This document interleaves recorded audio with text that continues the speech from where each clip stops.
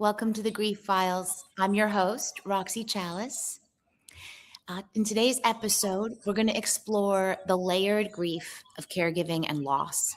After a career in healthcare, Joanne was forced to retire due to health issues of her own and become the sole caretaker for her mother. Today, we're going to explore the compound grief of that role, how caregiving can reshape identity, deepen attachment, and bring its own form of sorrow long before a death occurs, and then the unique grief that can follow when that person's gone. Joanne, thank you for being here with me today. Thank you for having me. Absolutely. I think where I'd like to start today is kind of where we always begin, which is to zoom in a little bit.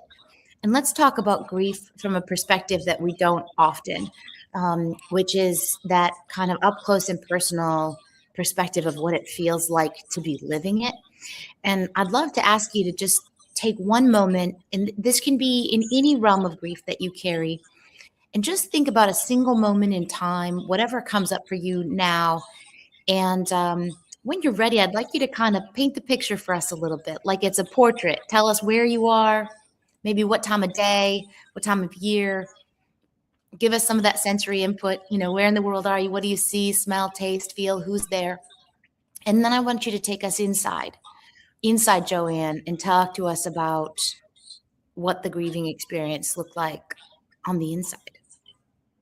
It's been about 3 years since my mom passed. And the interesting part is that, that time has passed and everything, Yeah. but then something will happen and you want to tell your mom about it. Yeah.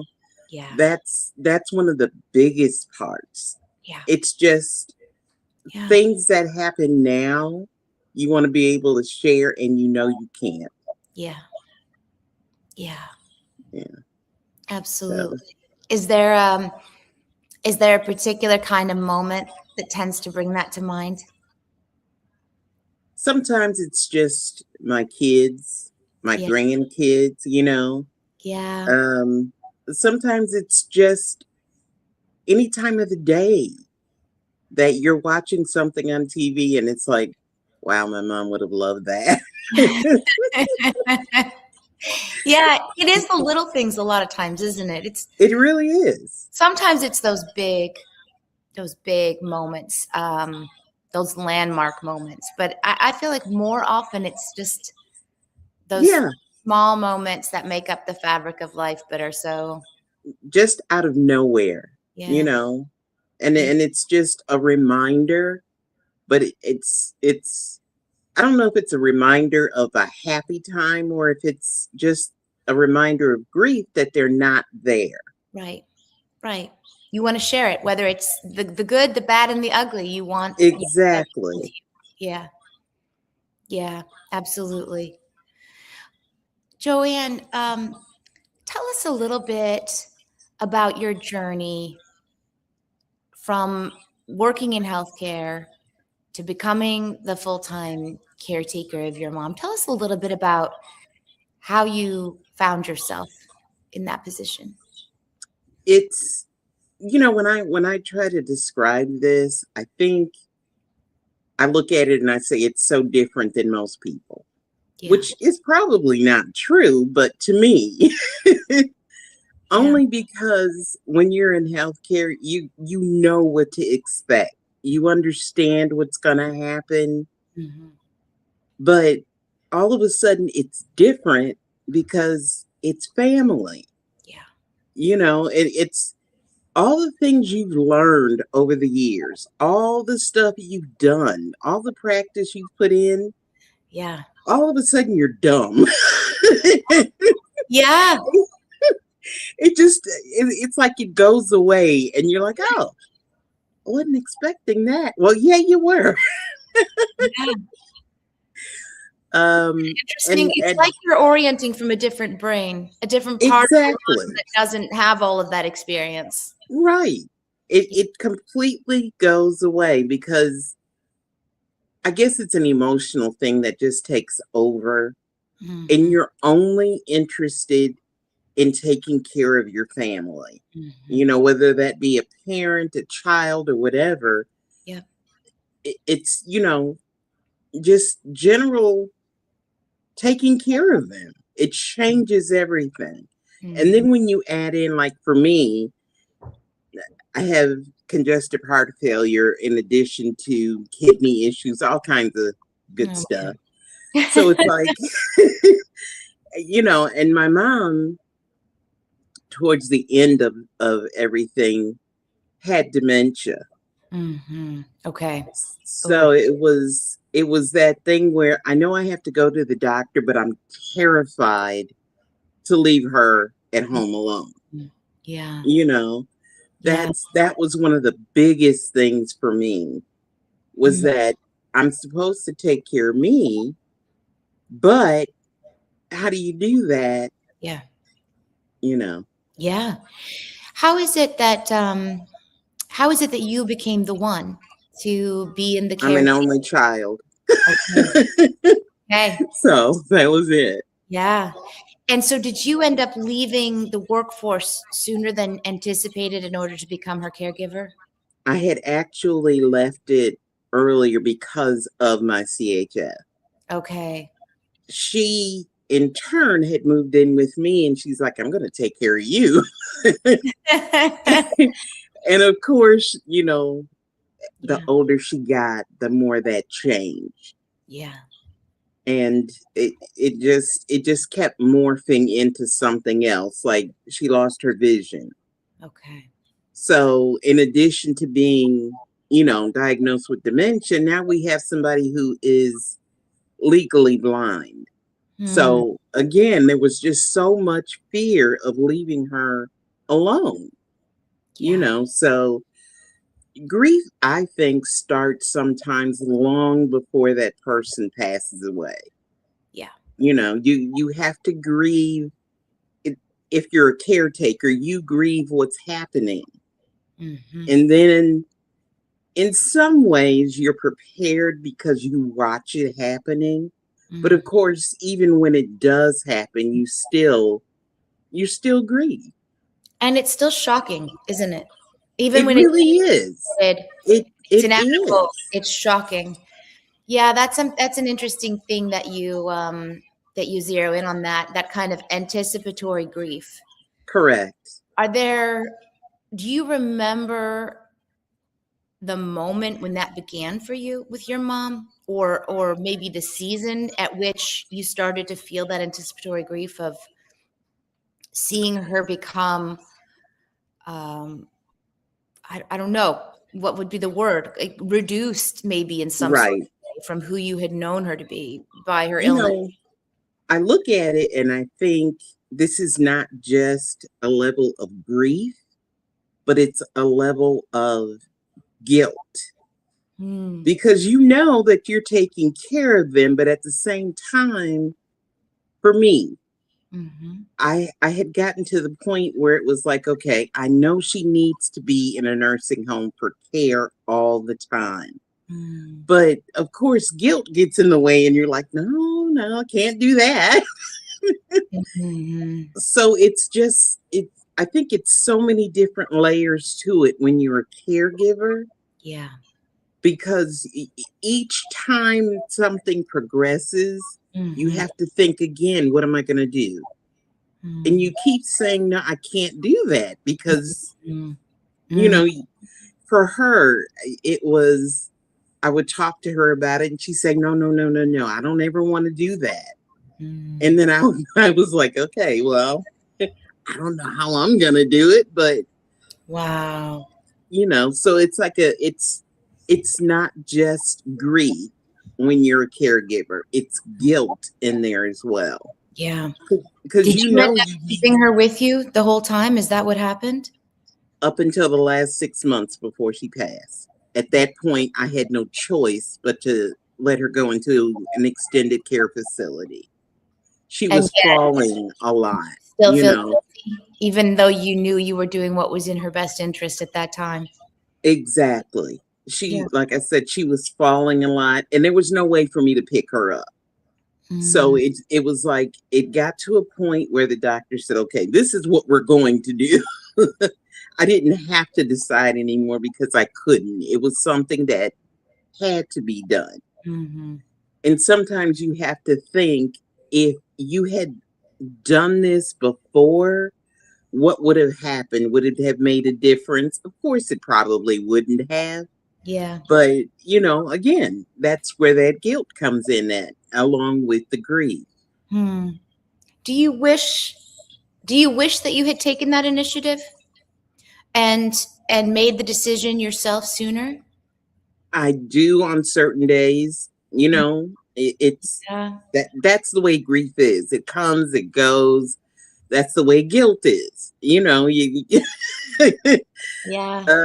But yeah, if I had to, standing on the outside now, if I had to tell someone else, I would say yes.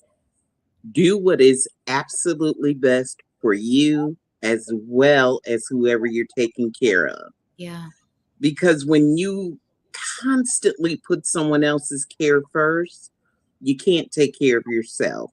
And if you're not taken care of, it's just a big circle. You can't take care of them. Yeah. Yeah. But I think this is a really, maybe it's not universal, but it's certainly widespread what you're talking about. I met with a woman recently who she said that ever since she put her husband into a care facility, she just could not find the gumption to eat. And she was just skin and bones, just Oh absolute yeah, skin. But she couldn't bring herself to cook for herself or care for herself because she felt that she had abandoned him. right. You know, Oh she was there yeah. every day, but And still. and that's what it is, because all of a sudden your life revolves around somebody else regardless. Mhm. You take care of them, you cook for them, you clean them, you whatever is required, you're doing this all day. Yeah.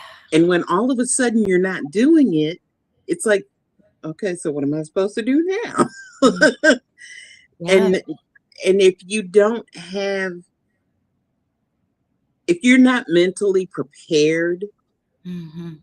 it's like you have to start completely over. And that's, I think, what makes it so difficult. Mm. Even though you know what to expect, Mhm. because you're not prepared, just Mm. because you've gone through so much. Yeah. It's difficult. Yeah. Something that comes to mind that I'm curious about is I think there was probably even an earlier grief that we haven't touched on yet, the grief of becoming caretaker. And Yes. I wonder about, the sacrifices that are inherent in that care that was being, the energy that was going somewhere else is now being redirected in caring for a loved one. Right. Which, of course, I'm sure on some level it's like, yes, I'm happy to sacrifice and care for my loved one. However, some part of you, maybe Right. some, maybe some young part of you, Right. what are the things that you used to do prior to your role as a caretaker that you didn't do anymore? Do you remember? Well, it's kind of like I said, I was afraid to go to the doctor. I was afraid to go to the store. So Yeah. it comes to a point where it's like you have no life, Yeah. even though you do, but in your mind. So, and I don't know how to, when I said guilt, I think part of that is because you're angry with them. Yeah. You Thank know, you for there's saying that. say it again. Will you say that another time? What you just said? You really are. You're angry with them because all of a sudden they're taking away everything from you, even though you're giving it freely. Yeah. That's right. It's still in your mind that they're taking it. You know, Yeah. that's part of the guilt too. Why Sure. am I angry at my mother for being incapacitated for whatever reason? Right. I But still remember after my daughter died, and I was meeting with a therapist to try to process through things, and she said, on one session one day, she goes, "When are we going to talk about the fact that you're angry at Simone?"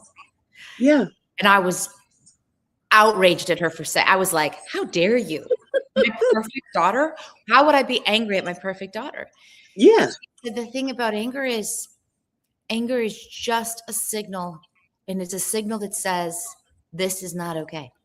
That's Right. we feel, I think sometimes we sort of conflate anger with malice, right? Right. Or judgment. I mean, Hmm. it's a form of a judgment, but it doesn't necessarily have its object, just because you're angry at them for the Right. situation. Right. I think it's kind of a weakness too, and I know that sounds off, but Say it's more like at about that, that. say it again. Yeah. It's I say that because even though you're angry, but you're really not angry, it's just Yeah. at that point you just feel so weak that you can't do anything else. Yeah. And the person that's in front of you who is going to get that part of your emotion, Yeah. and it turns into anger. And I think that's part of what being a caregiver you have to really monitor. You Yeah. need time for yourself. If Mm. you don't take it, all of a sudden that anger that you're holding on to, it's got to go somewhere. Yeah. And the last thing you want is to suddenly be angry at that person you're taking care of and not take care of them, Mm-hmm. you know, Yeah. because the guilt that I feel just because I thought it, What? imagine the guilt you'll feel if you did something you shouldn't do, Or you said know? something you can't then take back. Yeah, Yeah. you know, it, Yeah. it's it's a difficult time all the way around, Hmm. all the way around. Did you figure out what did you figure out to do with your anger? I think the fact of your naming it and acknowledging it sounds like even at the time you had the strength in you to name and acknowledge that it was there. That seems huge. Well, when I say that I was in healthcare for a long time, I was in psych. Okay. So, in a Wow. lot of ways, I was able to just break it down for myself. That doesn't mean that I didn't feel it like everybody else. It Mhm. just means that I knew what it was, Mhm. but I still felt it. You know, it goes back to I I didn't get a chance to go out with my friends like I wanted to. You know, all of a sudden you're 16 again and your mom said you can't go. And that was one of those things that I had to learn. That's just the way it is. Yeah. That's the way life changes. Yeah. And we some of us don't have to worry about ever being a caregiver to anybody just because we don't. You Yeah. know, Yeah. there's nobody older in our family that we have to take care of. But what we have to think about is our kids or whatever other family there is. Yep. That's one of those things that I've done already. My son will be 45 this year. Okay. And I told him when the time comes, please don't be guilty about what you have to do. If I Mm. can't take care of myself, here you have your own family. Mm. Nursing home is what you got to do, whether I tell you no or not. And I've already told my oldest that. The Yeah. younger ones, I don't know that they would be able to do it. So I have to talk to the one that I know. you know, Yeah. it's important all the way around. Grief is not something that just you feel. No. You have to think about the way that it's coming, Yeah. you know. Hmm. Yeah, So many profound. I knew it was going to be profound with you. No, that's really interesting. I mean, this is what I do for a living, is to try to help people prepare for their grief. That's what Right. advanced funeral planning, in my estimation, that's what it is. That's what it should be about. That's Yes. the whole idea, is look ahead, prepare yourself, not just your paperwork, not just saying something to the kids, not just the life insurance Right. or whatever the case may be. But Right. I think every time you arrive to the conversation, you're grappling a little bit more Oh yeah. with the Yeah. reality of not only your mortality, but something else that keeps coming up in what you're sharing, which is that sense of powerlessness and that Exactly. reality of the limitation of our experience, Right. of what we're able to do, and the fact that life carries inevitabilities. Try as we might, we're going to age, we're going to die, Yeah. you And know? if you don't talk about that ahead of time, it, when it happens, all of a sudden nobody knows what to do. Mm, Or if there's several kids, mm. one wants this and the other wants that, and That's right. everybody's arguing and That's right. nobody's getting anything done. Mm-hmm. So it makes sense to be prepared in advance, because you're taking advantage of them otherwise. You Yeah. know your kids. Yeah. You know who's going to be okay. Mhm. You know who's not going to be okay. Yep. You know. Yeah. So if you don't handle that beforehand, it doesn't work well for them. It just doesn't. Yeah. Yeah. And I also think, one of the things I work with my families on is pieces of communication, overt expressions, because we have a tendency to assume, they know, they know, they know. But in my experience, grief is one of those realms, especially loss of a parent or any Right. person. You really can't be clear enough. You can't over communicate. You can't No. give enough assurance. And so for you to go to your son in advance and to grant permission Right. and to admit, even if I tell you not to, Right. right? There's, Because I told him, if you don't do this for yourself and just allow me to keep mm, mhm, dragging it out of you, because that's all it comes down to. mhm. Eventually, I'd just be taking. There's no giving, none of it. I'm just taking away. Yeah. And that's just not fair, you know. And I would hate for him to think of me horribly afterwards, Mhm. because that's what I left him. And I wanted him to know, this is not what I want for you. Yeah. Everything is good. Do what you got to do. Do what you gotta do. Yeah. Yeah. Yeah. Yeah. Let's go back for a minute and let's talk about, you're caring for your mom. How Hmm. long, how long would you say, how long were you in that position of being full-time caregiver for her over her decline? It started with her vision loss. So, vision loss on for about 5 years. Took Okay. another 5 years for the dementia to really get to that point. I mean, when I say that, I mean we had that point where she was willing to hit, and Mm, that was something that my mother would never do, but we had declined to that point. yeah. And since I didn't work with the elderly in healthcare, it threw me off about so many different things. Like, Oh gosh. I Yeah. never I never knew that as you're older, if you get a UTI, all of a sudden it can make you crazy. I didn't know. Mhm. Mhm.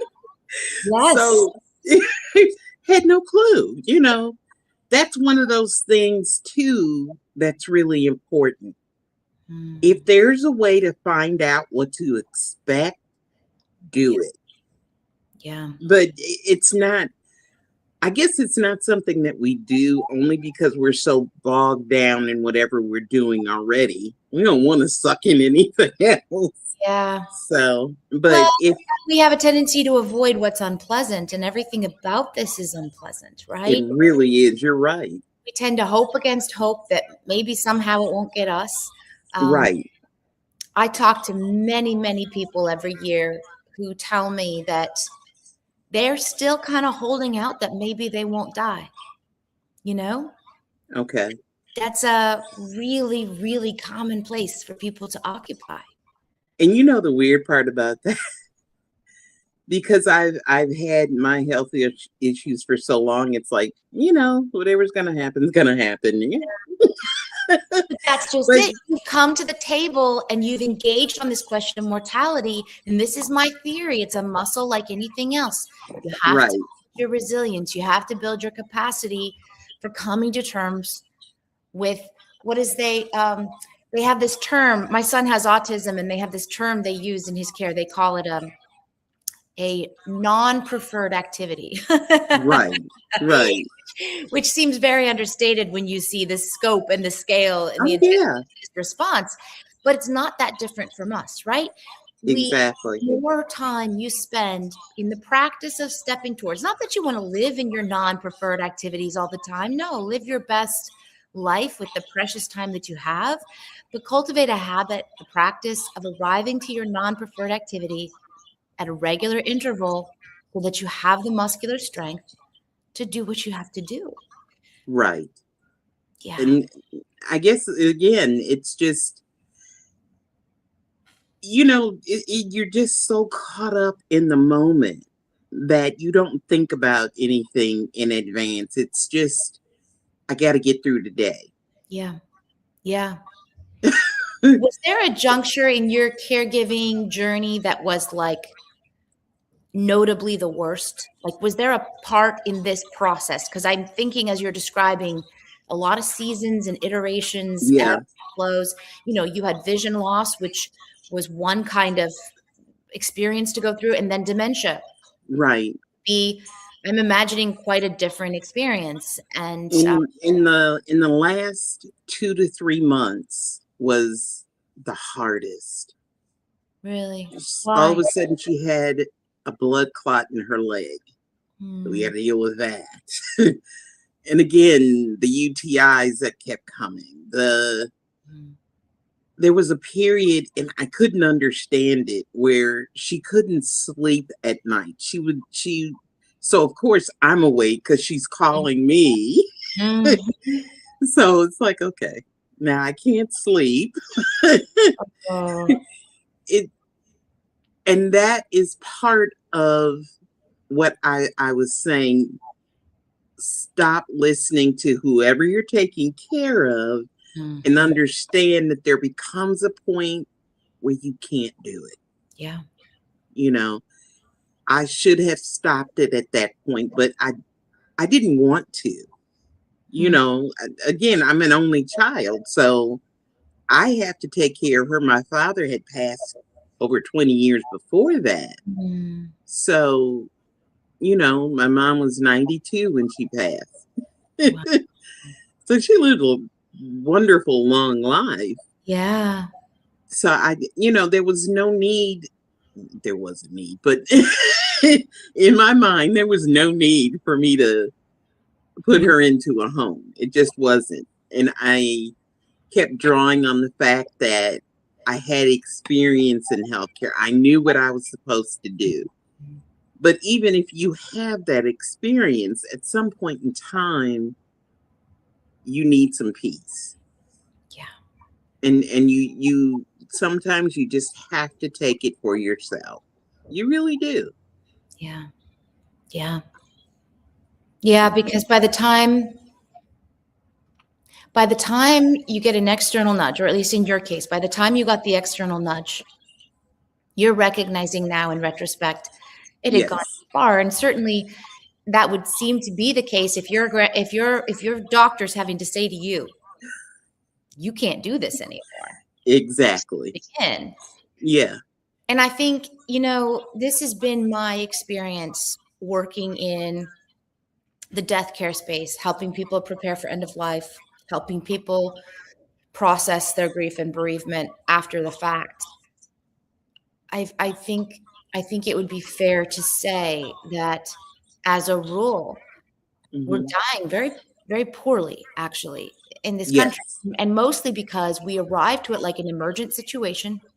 There's not been the preparation. Right. It's like, oh my God, who knew this would happen? Right? Like every time. And, Yeah. it usually ends up being that the kids have come back to visit for the holiday, maybe, and everything in the refrigerator is rotten. And Right. what's in the pill containers are not pills, but Tic Tacs. The pills haven't Mhm. been filled in the last month. The parent Yeah. is demonstrating, confusion. And all of a sudden, it's like, oh my God, this is a dire situation. Now they start trying to make phone calls. Now they try to figure out where to go. It's Right. waitlist. It's expensive. You have to go rounds of paperwork and approvals and all the things. And from that point on, by the time they come to me, every single piece of that journey has happened on the back leg. Right. And it's like, I understand how we get here, because who wants to talk about this really? And yet, it doesn't have to be this way. Right. It You know, doesn't. I think part of it too is that we're so caught up in our, inner family. We Mhm. don't always think about our parents. It's just Mhm. this is what I got to worry about right now. Whether Mhm. your husband or your wife will be okay with mom or dad living with you, whether you'll be okay with it, Mhm. you True. know, whether you can take care of them and the kids. That's it. Mhm. It like I said, it's important to talk about that Mhm. before anything happens. Yes. Yeah. Yeah, we have a whole bunch of people in this sandwich generation, right?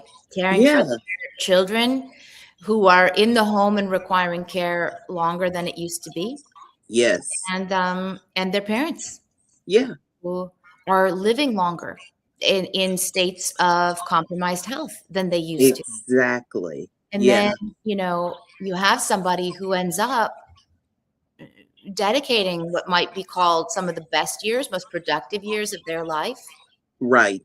not furthering their own individual interests necessarily, but actually making a lot of sacrifices Yes. to render care. And those are years and opportunities they won't get back. At all. That's At right. all.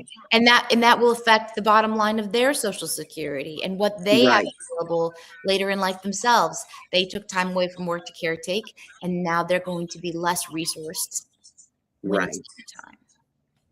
There's a And lot and it's of hard to think about that. yeah. Yeah. Wow. I mean, it's so much. It Yeah. really is. And there's just nothing you can do about it except power on day after day after day. Yeah. That's it. I'm curious in the space of your time as a caregiver, and obviously you would have had people in your life who were aware of what you were doing. Hmm. Let's talk about what it's like to be in that experience and have your social interactions around it, because that's another topic we always like to touch on this show is ways, supports that felt good, and then Right. endeavored supports that really maybe even made things worse, because we're such a grief illiterate society. Most of us do not know what to Right. do, do not know how to truly be a friend and a support and a rock for the person around us who's experiencing some form of loss. I'm curious what stands out for you. Tell us about the people who really got it right, and tell us about the people who didn't, so that we can learn the lesson from somebody who's been in that role of caretaker. I guess the easiest way to point it out Mhm. is that you're always going to have a family member that tells you or tries to tell you what you should be doing because you're not doing it right. Mhm. And then you have someone who wants to help, but of course they're changing whatever you set up, the way that it makes it comfortable for you, for who you're taking care of. That's the hardest part, because on some levels, like, you have an older family member that you're listening to, and you want to do what they say, they're wrong. Mm-hmm. Mm-hmm. But you want to respect them as Yeah. far as what they're asking you. Yeah. That's what really, I think, makes it the most difficult, is that if you listen to everyone else around you and you don't do what you know is necessary to be okay, Mm-hmm. it's not going to work. Mm-hmm. You have to shut down from everybody else, no matter how crazy they get, because they're going to get crazy. Yeah. Yeah. No, and what emerges from what you just said, to my mind, is respect, which is very interesting, Exactly. because this reminds me, I went through about a 15-year period where I was nearly fully disabled with chronic health conditions that they could not figure out how to treat. Right. And, people intended well when they would say these things to me that they would say, but a part of me wanted to shake them and say, do you honestly think Yeah. it hadn't occurred to me to check, let's say, my sugar levels or my sleep pattern? You think I just need to, like, people make these intent, oh, well, you should take some vitamin D. You should cut Yeah. out sugar. You should whatever the thing. And you just kind of want to go, you really think, like, you clearly don't know how much skin in the game I have. You think I would be Right. suffering this badly and not have tried the thing that occurs to your brain when you've been grappling with my problem for 5 minutes. And I feel like it's a similar thing if a loved one comes in to try to give you some kind of relief or support in your caretaking capacities, and they've been here for all of 5 minutes, and in the infinite wisdom of that experience, they Right. think you're doing this all wrong, and they are God's gift to you to set the record straight. And it really is about respect, isn't it? It's It about really respect is. of, And the experience you've had and the insights that come from that, I think part of it too is, if someone has a limb missing or something, you look at it and you go, okay, they're going to have some kind of issues doing whatever. Yeah. If you can't see it, Mm. it doesn't necessarily exist, That's right. That's right. I So, of can't tell you how many course, people would say, you don't look sick to me. there you go. I would borrow that line from that movie, As Good as It Gets. And she goes, yeah, well, you look kind. So much for things being. See, that's it. Yeah. But again, that's part of being human. If I can't see it, it's like the little kids, they cover their eyes, they're not there anymore. And in some ways, you're saying we never grow out of that. Yeah, Yeah. exactly. If you can't see the issue, chances are it really doesn't exist. Yeah. And So, you're right. That's a limitation of subjectivity, our subjective experience. We can only be on board ourselves. We cannot truly embody a different perspective. Try as we might right. to approximate compassion or understanding. Yeah, There's a certain blindness there that you just can't get around. you can't. And maybe that's the thing. And maybe that's one of the things we could even say as a principle for those who are looking for how to support people. There's a lot of power in saying, I don't know Right. what to do. I Right. don't know what to say or do. Right. I just appreciated that when people said that to me. When I was doing something and they'd say, I don't know what to say or do, I have an issue with that too, because unless I say it, Yeah. unless I ask you for your opinion, Mhm. sometimes I just don't need yours. Yeah. I know you're trying to help, but I really just don't need your opinion now. Yeah. So maybe when You give me a little bit and I ask, then Yeah. we can talk and it'll make sense to me. Because, there's always that point. I look at myself, I'm a very visual person. Mhm. You have to paint me a picture sometimes for me to get Yeah. past that Yeah. that bump. Yeah. And some people can just hear it and process it. But Mhm. since we're all so different, it makes more sense to ask, do you need help? Yeah. You know, again, going back to someone who we see as disabled. Well, let Mhm. me come and help you. No, no. Mhm. Ask, do you need my help? It's Mhm. it's just it's about respect. That's Yeah. all it is. No, I really appreciate that distinction, and it reminds me of another thing that I thought was helpful. Um, Hmm. and this is because I think in our anxiety, being around someone who's hurting and going through loss, there's an urgency to say or do something. It's awkward, it's uncomfortable, but I think taking a beat in whatever kind of way, show Right. show up silently. Don't show up to take charge.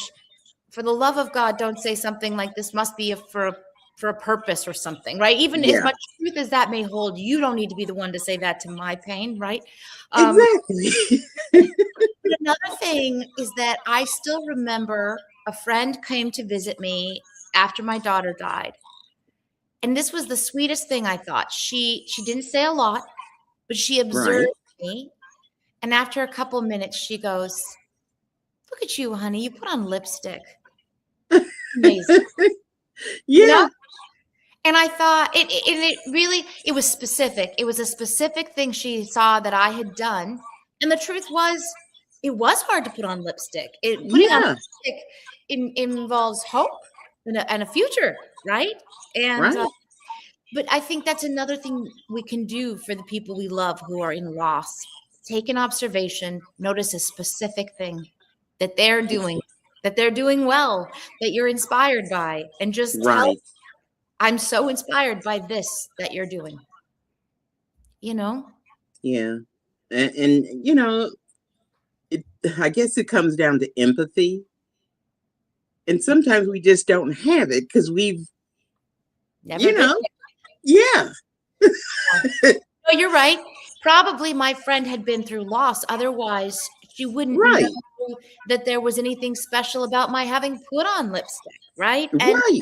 the thing about loss is that you're operating on the back leg. Most of us, when we're going through loss of some kind, when we're grieving, our life is not going to look as put together.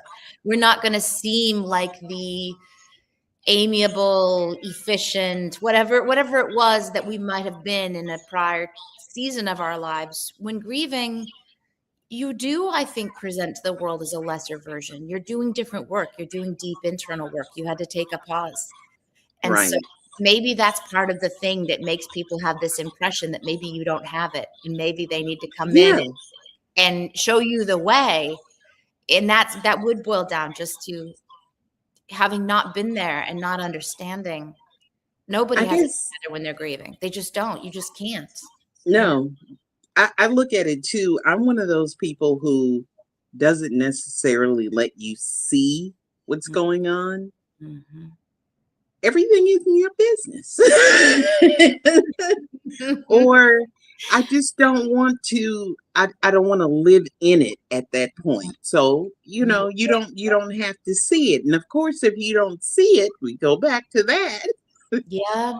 Yeah. I, I'm not, then of course that means that I'm not going through it, but Yeah. we Yeah. don't know. Yeah. Mm. All right. So tell me this. What were some things that people really did right? Are there some moments when you felt really profoundly supported by another person or something that helped, something that made your life a little bit better when you were going through this process? A phone call. Hmm. That first week, everybody's calling. Mhm. Week 2, you still got a few. Mhm. Week 3, you're good. Mhm. Yeah. So Yeah. yeah, that's what it is. It comes down to just call me. Yeah. You know, Yeah. just make sure I'm still here. I'm still okay. Yeah. That was all that I needed. Hmm. Yeah. So simple. Yeah. But Really, very there it simple. is again. It's the little Yeah. things, isn't it? That's kind of where we began. We've come full circle. Yeah. It's the little things that make the difference. It really is. Yeah. You know, and you don't think about it until you're living it. Yeah. You Yeah. know, you don't want somebody to hover because then that makes it worse. True. So Yeah. true. I hate the hovering. Yeah. Yeah. Yeah. I'm like, sit down, pour yourself something to drink and sit down, but get off my. Yeah. Yeah. Oh. Yeah. Yeah. Yeah, that's annoying, you know? Yeah. Yeah. And no matter how much you hover, I'm still gonna be annoyed. I'm trying really hard to not be, but you know, you're Yeah. bugging me. Yeah. Yeah. Yeah. Yeah.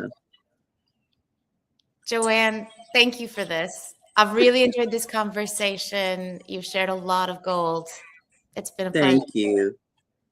It you know, it helps me a lot. And like I said, I know it's been some years, but I still feel it, Yeah, you know. of course. It's not every day. It's just you will still feel the grief Yeah. no matter what. And again, it could be something that you smell, you Mm. know, and it's like, oh, I remember when. Yeah. And either you take that and turn it into a wonderful memory, Mhm. or all of a sudden you find yourself not able to get out of bed for a week. That's You right. know, you just have to keep cycling through. Mhm. Mhm. Yeah. Yeah. It's a lifelong journey, isn't it? It is. Yeah. But Yeah. hopefully, as we're experiencing through this podcast, it helps to think I'm not alone on this road. Right. There's Right. a lot of us here. There's a lot of us here. And I mean, if anything that I said helps someone who is a caregiver right now, Yeah. great. Yeah. You know, Absolutely. Thank you, Joanne. thank Appreciate you. you. You're welcome.